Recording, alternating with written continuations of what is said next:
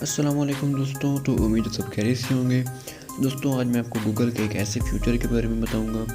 آپ جس بھی فوٹو کو وہاں پہ سکین کریں گے تو آپ کو پتہ چل جائے گا کہ یہ کون ہے اور کیا کرتا ہے اور یہ چیز کیا ہے، یہ کہاں پہ ہے۔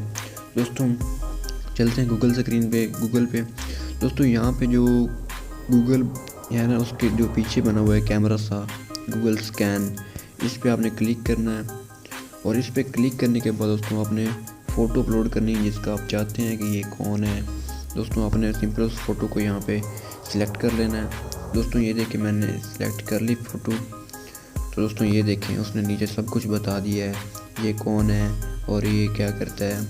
تو دیکھیں دوستوں اس کے بعد دوستوں میں کوئی اور فوٹو سلیکٹ کر لیتا ہوں۔ اس کے بعد دوستوں یہ دیکھیں دوستوں یہ میرے پاس فوٹو ہے، تو دوستوں یہ دیکھیں اس نے بتا دی ہے یہ کیا چیز ہے۔ دوستوں امید ہے آپ کو ویڈیو بہت اچھی لگی ہوگی۔ تو دوستوں ویڈیو اچھی لگی تو ویڈیو کو لائک کر دیں اور ایسی مزید ویڈیو دیکھنے کے لیے ہمارے چینل کو سبسکرائب کر دیں۔ دوستوں ملتے ہیں اگلی ویڈیو میں، تب تک کے لیے اللہ حافظ۔